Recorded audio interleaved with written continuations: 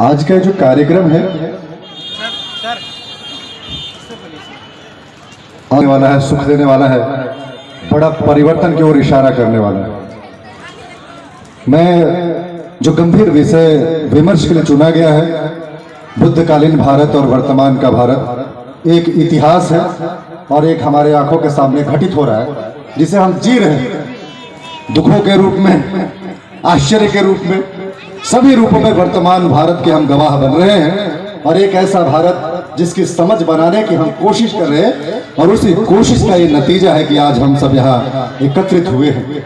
और आज पूरा वातावरण पंचिल पट से, पंचिल ध्वज से पटा हुआ है और महामानव सिद्धार्थ गौतम के चरणों में आज हम सब यहाँ एकत्रित होकर के उनके शिक्षाओं को आत्मसात करने के लिए यहाँ पर एकत्रित हुए हैं।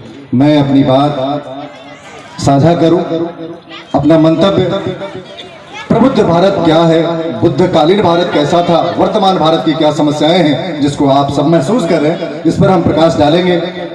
मैं विश्व गुरु, जगत गुरु, महामानव सिद्धार्थ गौतम के चरणों में श्रद्धा सुमन समर्पित करता हूं और भारत के धरती पर जन्मे तमाम संतों, गुरुओं, महापुरुषों, नायकों, नायिकाओं ने, जिन्होंने हजारों साल से प्रयास किए भारत के धरती को समृद्ध करने की, यूं कहें कि बहुजनों को मुक्त करने की, अज्ञानता से, अशिक्षा से, रोगों से, तमाम तरह के गुलामी के बंधनों से मुक्ति का प्रयास किया, उन सब के प्रति मैं शीश नवा करके अपनी कृतज्ञता समर्पित करता हूँ। इस कड़ी में मैं ज्योतिबा फुले, माता सावित्रीबाई फुले, फातिमा शेख को भुला नहीं सकता है, क्योंकि उस कालखंड में जब अज्ञानता ही अज्ञानता थी, अंधेरा ही अंधेरा और गुलामी ही गुलामी थी, उस दौर में राष्ट्रपिता ज्योतिबा फुले ने शिक्षा का महत्व को समझ करके सबको शिक्षित करने के लिए जो तरीका अपनाया था, वो अपने आप में काबिले तारीफ है।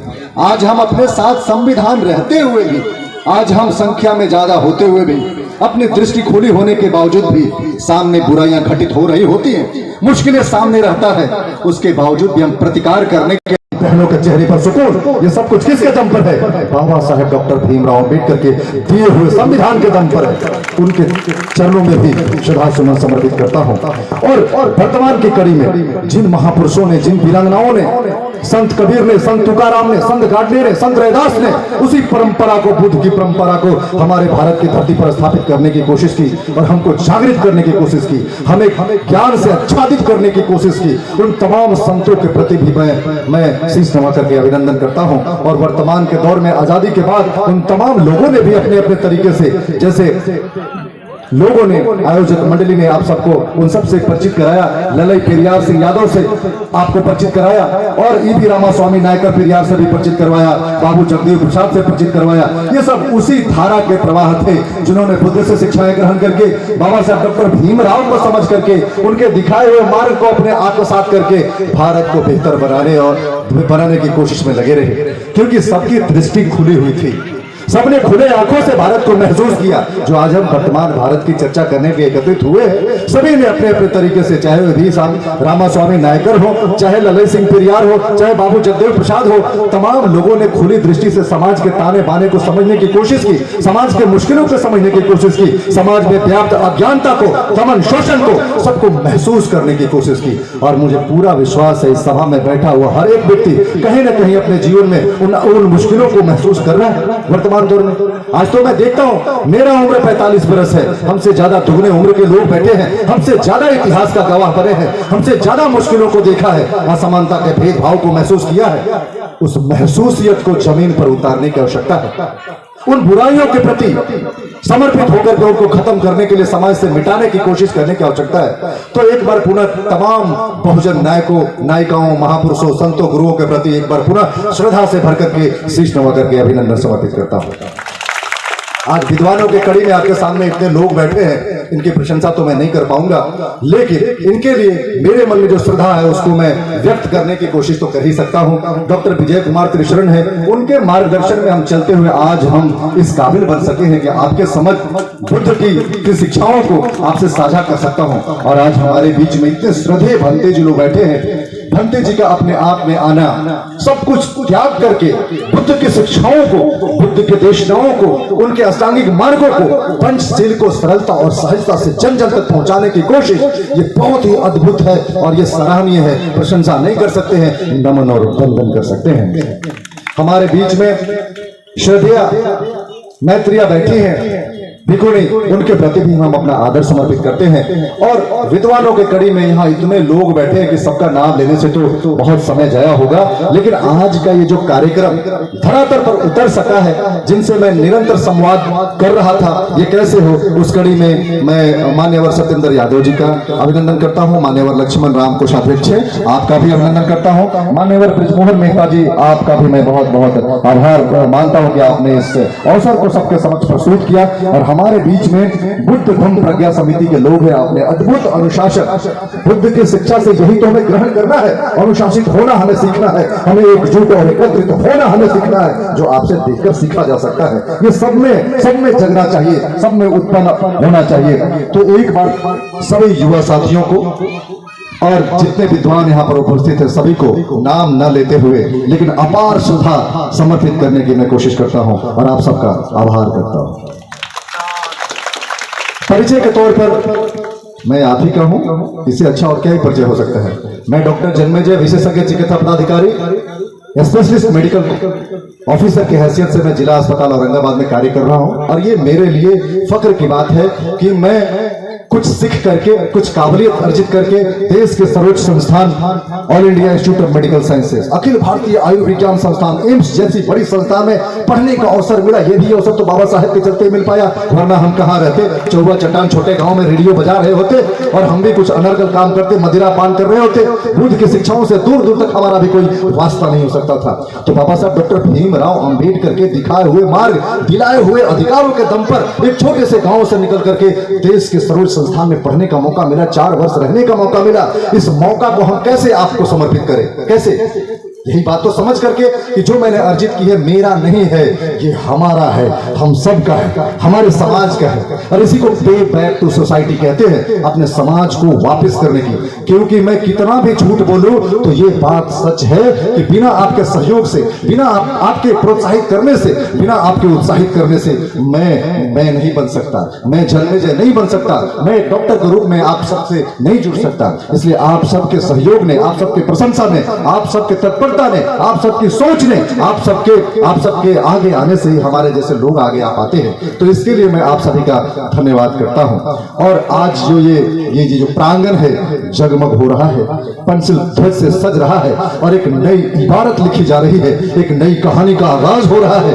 ये सब आप सबके जुड़ने से हो रहा है, बुद्ध की शिक्षाओं को समझने की कोशिश से हो रहा है। आज बुद्ध की प्रतिमा हमारे समक्ष अपने पुराने काल को फिर से याद दिलाने की कोशिश कर रही है कि मैं क्या था और क्या हो गया, मैं किस प्रकार से भारत को जागृत किया था और किस प्रकार से विकृत कर दिया गया। इस विकृति को समझने की कोशिश आज ही हम प्रारंभ कर दे तो हम अपनी मुश्किलों का समाधान कर ले। क्योंकि तथागत गौतम बुद्ध ने अपने जमाने में एक मोटी बात ही तो कही थी कि हमारी जितनी भी समस्याएं हैं, हमारी जो भी मुश्किलें हैं, उसका कारण है कुछ ना कुछ। यूं तो दुख बहुत है, लेकिन हमारी जो वर्तमान की समस्या भी तो एक प्रकार का दुख ही है। तो हमारे जितने भी दुख हैं उसका कारण है और उन सभी का कुछ ना कुछ समाधान है, यानी कि निवारण है। और उस समाधान का बहुत सटीक मार्ग है। हम यदि गलत मार्ग से किसी भी समस्या का समाधान ढूंढेंगे तो मिलने वाला नहीं है। घर में आग लगा है तो उसमें घी डालेंगे, समाधान निकलेगा? नहीं निकलेगा। इसीलिए तथागत सिद्धार्थ गौतम ने सटीक मार्ग दिखाया, अष्टांगिक मार्ग दिखाया, सही दृष्टि दिखाई, सही रास्ता पर चलने का उन्होंने बताया कि हम जब तक सही दृष्टि नहीं रखेंगे, सही सोच नहीं रखेंगे, सही मार्ग नहीं पकड़ेंगे तो घर में आग लगेगा, घी डालने से घर में आग बुझने वाला नहीं है। हमें शीतल जल डालना पड़ेगा, पानी डालना पड़ेगा तो बुझेगा। उसी प्रकार से वर्तमान भारत की जो समस्या है उसकी यदि समझ आप नहीं बना पाए तो समाधान तो भूल जाइए, भारत को भी बचा नहीं पाएंगे। तथागत बुद्ध और महान चक्रवर्ती सम्राट के भारत को तो फिर से स्थापित करने का बात भूल जाइए। आज वर्तमान भारत को बचाने का भी सपना आप नहीं देख सकते हैं। जो स्थिति है इसलिए मैं इतना ही कहना चाहूंगा कि ये समझ बहुत जरूरी है, ये विमर्श बहुत जरूरी है, ये मंथन बहुत जरूरी है, ये भारत को बचाने की कोशिश बहुत जरूरी है, जो आज आपको करनी पड़ेगी। और ये कोशिश तथागत बुद्ध की प्रतिमा को स्थापित करने से शुरू होती है, क्योंकि उनको भी, उनके विचारों को, उनके शिक्षाओं को, उनके ज्ञान को बिना समझे प्रबुद्ध भारत बना नहीं सकते, बुद्ध के भारत को आज में मिला नहीं सकते, इसलिए उनको समझना बहुत जरूरी है। मोटी बातें आपको मैंने बताई, जैसा भंते जी ने आपको इशारा किया कि उनके टाइम में भी बहुत द्वंद्व था, मुश्किलें थी, उन मुश्किलों का सामना बुद्ध ने किया और बहुत ही सुगम मार्ग, मध्य निकाय देकर के, मध्यम मार्ग देकर के सभी मुश्किलों का समाधान निकालकर हम सबको दिया।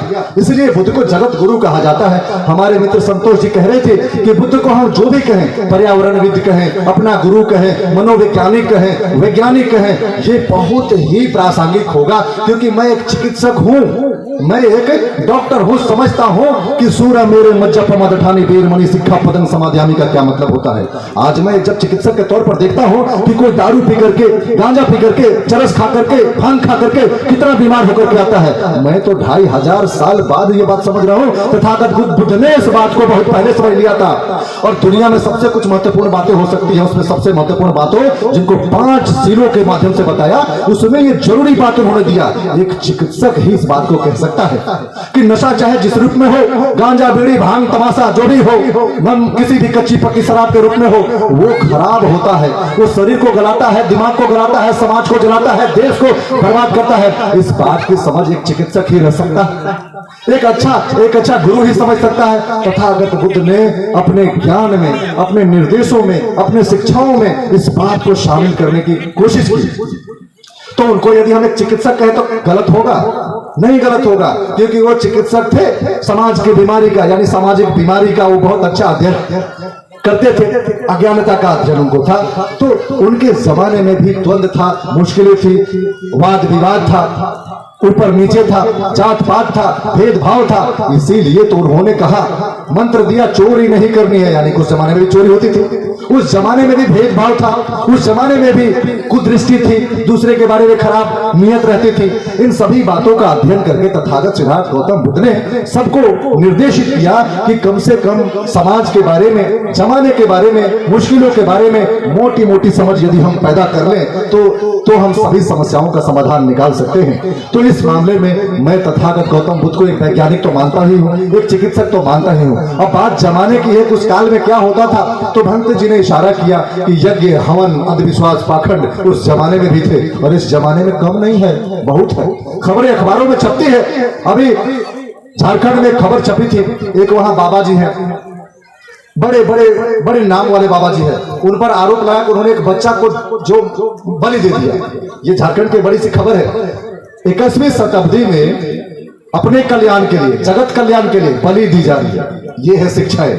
क्या ये बुद्ध की शिक्षाओं से मेल खाती है? बुद्ध के ज्ञान से, बुद्ध के निर्देशों से, बुद्ध के दिखाए मार्ग से थोड़ा भी इसमें मेल खाता है कि 21वीं शताब्दी में किसी के बलि देकर के हम जो है कि अपना कल्याण खोज रहे, समाज का कल्याण खोज रहे, भारत का कल्याण खोज रहे, प्रबुद्ध भारत के निर्माण की हम बात सोच रहे? ऐसा हो सकता है? और एक दो नहीं, अनगिनत ऐसी कहानियां सुनने को आ रही है। अभी किसी ने अपना जीवा काट लिया था, किसी ने अपना जीव काट करके रक्त बह के उसने प्राण किया होती दीदी। क्या इसमें कहीं भी बुद्ध की शिक्षाएं नजर आती है? कहीं भी बुद्ध का ज्ञान, बुद्ध की शिक्षा, बुद्ध के दिखाए हुए निर्देश कहीं होते हैं? ऐसा मुझे तो नहीं लगता है। इसलिए उस जमाने में भी अंधविश्वास था, पाखंड था, और आज भी है। सिर्फ रूप रंग बदला है, प्रतीकें बदली हैं, व्यवस्थाएं बदली हैं, अन्यथा तमाम चीजें वो चल रही हैं जो मुश्किल के रूप में हम सबके समक्ष है। तो बुद्ध ने उन तमाम मुश्किलों का, तमाम अंधविश्वास और पाखंड को समझ करके एक बड़ी सोच बना करके, एक सम्यक दृष्टि अपना करके और जगत कल्याण के लिए सबके बीच में अपने शिक्षाओं का प्रसार किया। आप देखते होंगे हमारे लोगों को शिक्षा से क्यों वंचित किया गया? क्योंकि उनके मन में पाप था, बुद्ध के मन में पाप नहीं था। इसलिए बुद्ध ने भारत के धरती को समृद्ध तो किया ही, भारत के धरती से निकल के पूरे दुनिया में अपनी देशना से, अपनी शिक्षाओं से जगत कल्याण के लिए पूरा चारिका करके लोगों को एक तरह से जागृत करके भिक्खु निसंग बना करके, भिक्षु संघ बना करके सम्राट अशोक जैसे लोगों को प्रेरित करके एक प्रकार से दुनिया को बदलने की कोशिश की। मेरा कहने का मतलब है कि सम्राट अशोक और तथागत गौतम बुद्ध के बीच में समय की सीमाएं थी, लेकिन तथागत बुद्ध के शिक्षाओं से ही प्रेरित होकर के सम्राट चक्रवर्ती अशोक ने तो पूरी दुनिया में उनके धर्म का प्रचार प्रसार किया। तो क्या किसी के शिक्षा का यह कम महत्व नहीं है कि हम उनसे सैकड़ों साल बाद पैदा होते हैं और उनकी समझ बना करके हम जमाने को बदलने की कोशिश करते हैं। अम्बेडकर ने भी यही किया। संत रैदास ने उनसे 650 साल पहले पैदा लिया और क्या कहते हैं, जाति जाति में जाते हैं जसके तन के पात, रैदास मनुज न जुड़ सके जब तक जाति न जात। ये संत रैदास अम्बेडकर से 650 साल पहले कहते हैं। और अम्बेडकर जब अंग्रेजी पढ़ के आते हैं, लिखना पढ़ना, किताबों का संयोजन, भाषा में संवाद करना, विदेशों में अपनी बात पहुंचाना जब समझते हैं तो क्या कहते हैं, caste is the biggest problem of India. Bharat का सबसे बड़ा यदि समस्या है तो जाति है। उन्होंने एक किताब लिखा, उसका नाम था एनिहिलेशन ऑफ कास्ट। हिंदी में जाति का विनाश, जाति का समूल नाश या जाति का विनाश। ये बात मैं इसलिए कह रहा हूं कि बुद्ध की शिक्षाओं को 2500 साल पुरानी शिक्षाओं को आज ग्रहण करने की आवश्यकता है। जैसे बाबा साहब डॉक्टर भीमराव अंबेडकर ने तमाम महापुरुषों तथागत गौतम बुद्ध के शिक्षाओं को, संत रैदास की शिक्षाओं को अपनी कलम में सम्मानित करके संविधान में सबको पिराया, उसी प्रकार से हम सबको समाज में पिरोने की आवश्यकता है। तथागत बुद्ध को समझ करके उनके दिखाए हुए मार्ग पर चलते हुए अपने समाज को जागृत कर सकते हैं और आज जो वर्तमान में समस्याएं उसका समाधान ढूंढ सकते हैं।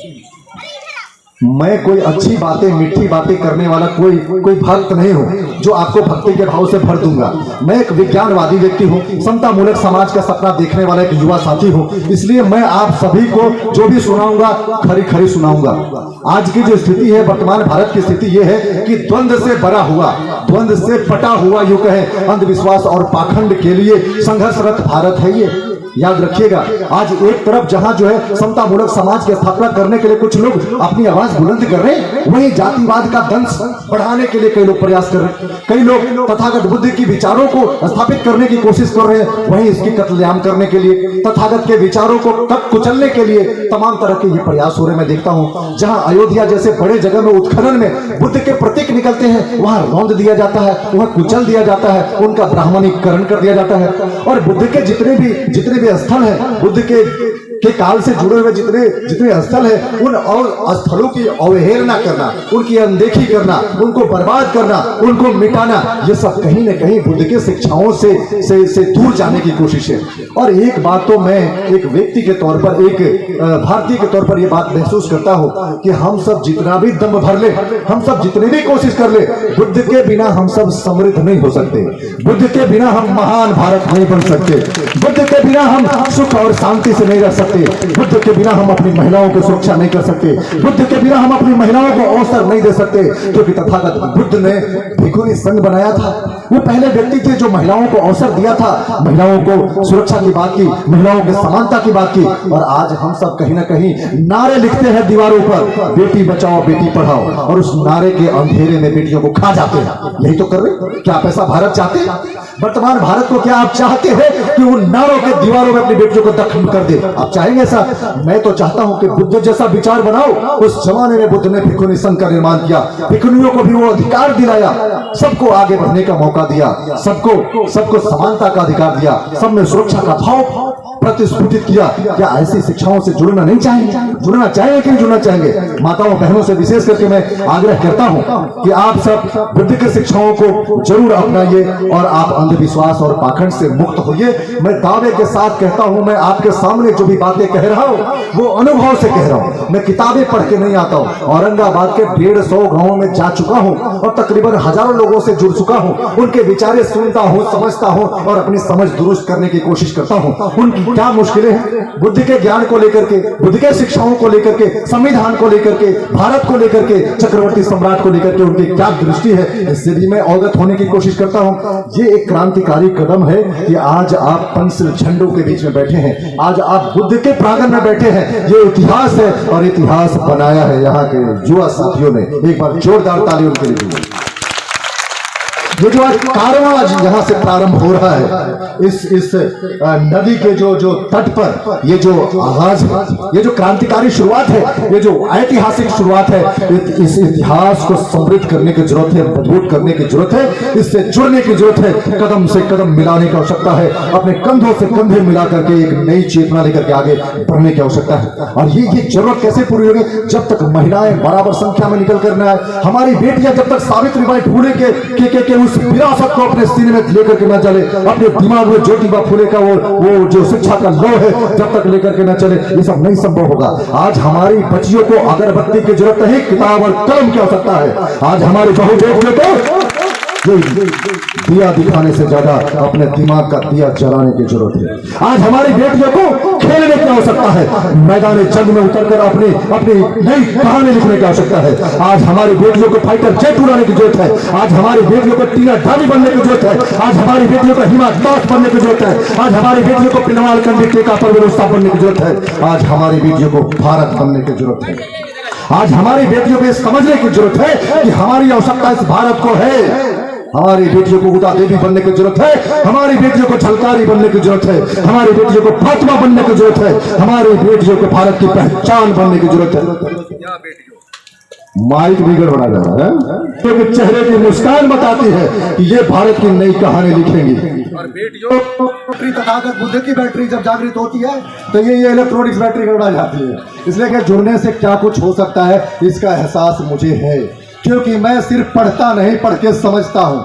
भारत में घूमता नहीं, भारत को देखता हूँ, भारत को सुनता हूँ, क्योंकि भारत हमारे लोगों का भारत है, हमारे अपने लोगों का भारत है, मूल निवासियों का भारत है, बुद्धिजीवियों का भारत है, प्रबुद्ध लोगों का भारत है। और भारत अपने लोगों को याद कर रहा है। आ गई है बैटरी है कि सैकड़ों अवसरों पर आप सबसे मुखातिब हो, चीजें सीखता हूँ, कई चीजें सीख रहा हूँ, कई चीजों को सीखने की लालसा रखता हूँ। तो एक बात हमेशा निकल करके आती है कि हमारी बहनों की भागीदारी बड़ा पिछड़ जाती है। हमारे पुरुष ही पुरुष नजर आते हैं और हमारी बहनें सावित्रीबाई फुले के प्रतिरूप इनकी कहीं उपस्थिति दर्ज नहीं हो पाती है, तो बड़ी मन में पीड़ा होती है, कचोट होती है। तो आज बहनों की उपस्थिति देख करके इतनी गर्जना निकल रही है, ऐसे मैं इतना दहाड़ता नहीं हूँ। आज एक तो आपकी उपस्थिति है, ऊपर से बुद्ध वंदना हुआ, ऊपर से पंचशील त्रिशरण हुआ और उसके ऊपर से बुद्ध की प्रतिमा यहाँ स्थापित हो गई। तो ये दहाड़, तो ये चार मुख वाले शेर का दहाड़ तो निकलना ही था। जय भीम नमो बुद्धाय तो गुजरा ही था। तो बहनें, आपसे, माताएं, आपसे निवेदन बस इतना ही करना था कि इस भारत के निर्माण में, इस भारत की बेहतरी में, इस भारत के उन्नति में और सम्राट चक्रवर्ती अशोक के दिखाए हुए, सुझाए हुए सपने, उनके सजाए हुए सपनों का भारत निर्माण करने में आपकी बड़ी बड़ी भूमिका होने वाली है। क्योंकि हम तो बड़ी दिन से कोशिश कर रहे हैं, पुरुष आजादी से पहले, आजादी के बाद से बहुत कोशिश कर रहे हैं, लेकिन हमारी कोशिश कमजोर पड़ जा रही है। ये कोशिश बड़ी हो जाएगी जब आपका साथ मिल जाएगा। इसलिए बहने, अब अगरबत्ती छोड़ो, दिया छोड़ो, किताबें उठाओ, कलम उठाओ और क्रांति की राह में हमारे साथ आ जाओ। हम सब यही चाहते हैं। जिस दिन महिलाओं की तरफ से गूंज उठेगी, जय भीम नमो बुद्धाय, जय सावित्री, जय फातिमा, जय झलकारी, जय उद्दा, ये आवाज जब हमारी बहनों के खेमे से निकलेगी तो उनका क्या होगा? अरे भाई, उनका क्या होगा जो भारत को तोड़ना चाहते हैं, बुद्ध के शिक्षाओं को कुचलना चाहते हैं? उनका क्या होगा जो सम्राट चक्रवर्ती के देखे हुए सपनों से घबराते हैं? उनका क्या होगा जो पेरियार ललई यादों से डरते हैं? उनका क्या होगा जो जगदेव बाबू से घबराते हैं? उनसे तो घबराते ही थे। हमारी बहनों का जब गूंज उठेगा, हमारी बहनों की जब तैयारी होगी, हमारी बहनों की जब शिक्षा होगी और हमारी बहनें जब शिक्षा के बड़े बड़े संस्थानों में, बड़े बड़े मंचों पर हमारी बहनें जब उपस्थित होंगी तो उनका भय कैसे होगा, वो थर थर कैसे कांपेंगी, मुझे इसका एहसास है। इसलिए बहनों, मैं आपसे हाथ जोड़ के विनती करता हूँ कि कमर कस लो, झलकारी बनने की तैयारी करो, शिक्षित हो और उन तमाम मंचों पर अपनी उपस्थिति दर्ज कराओ जहां आज तक आप कमजोर रहे, जहां आज तक आपको अवसर नहीं मिला, जहां आपको बाबा साहब डॉक्टर भीमराव अंबेडकर दिखना चाहते थे, जहां आपके लिए ज्योतिबा फुले ने सपना देखा था, जहां आपको सावित्रीबाई फुले दिखना चाहती थी। तो ऐसे ये तैयारी कर लो। जहां तक वर्तमान भारत की बातें हैं, आप सभी को मालूम है कि आज के इस भारत में द्वंद्व कितना है, मुश्किलें कितनी हैं। आप सब जानते हैं कि भारत के धरती से बाहर जाकर के कोई कहता है कि मैं बुद्ध के धरती से आया हूं। कहां से आया हूं? बुद्ध के धरती से आया हूं। और बुद्ध के धरती पर क्या करते हैं? क्या करते हैं, बुद्ध की अवहेलना करते हैं। एक कृत्य भी ऐसा नहीं करता है जिससे बुद्ध के शिक्षाओं को हवा मिले, बुद्ध के ज्ञान को कम से कम दिशा मिले, बुद्ध के ज्ञान को कम से कम बल मिले। तो ऐसे झूठे और मकारे लोग जो विदेश के धरती पर जाकर कहते हैं मैं बुद्ध के धरती पर आता हूं, तो वो भी चक्कर में पड़ जाते हैं। बुद्ध के धरती से हजारों मील दूर बैठे हुए लोग जब ये बात सुनते हैं कि मैं बुद्ध के धरती से आया हूं, तो वो सोच में पड़ जाते हैं कि इतने बड़े बड़े लोग बुद्ध के धरती से यहाँ आते हैं, लेकिन बुद्ध की जहाँ धरती वहाँ कुछ नहीं करते हैं। ये कितना पीड़ादायक बात है, बहुत पीड़ादायक बात है। मैं डंके के चोट पर यह कहता हूँ कि वो झूठे लोग हैं, क्योंकि बुद्ध के विचारों को प्रसारित करने के लिए वो 1 करोड़ रुपया का या कुछ भी आयोजन नहीं करते हैं, लेकिन अंधविश्वास और पाखंड फैलाने के लिए 4-4 हजार करोड़ का कार्यक्रम करते हैं। आप सबने देखा, ये है हमारा वर्तमान भारत, ये है हमारा वर्तमान भारत।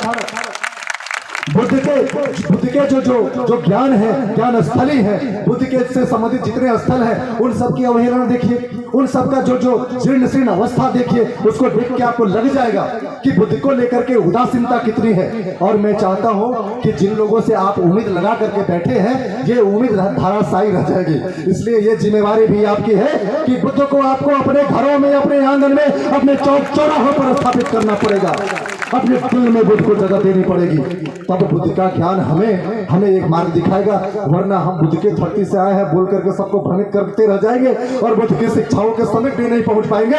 इसलिए ऐसे मकारों से, झूठों से, मूसा वादा करने वालों से दूर रहने की जरूरत है और भारत को समझने की जरूरत है। बुद्ध भारत को कल भी चाहिए थे, बुद्ध भारत को आज भी चाहिए, और मैं कहता हूं बुद्ध भारत को हमेशा चाहिए। बुद्ध के बिना भारत अच्छा नहीं बन सकता है, महान नहीं बन सकता है, भारत नहीं बन सकता है। डॉक्टर विजय कुमार त्रिशरण सर बैठे हैं, बताएंगे कि ये वर्षावास कहां से आया, ये वर्ष कहां से आया, ये भारत कहां से आया, और हम आज कहां से कहां चले आए।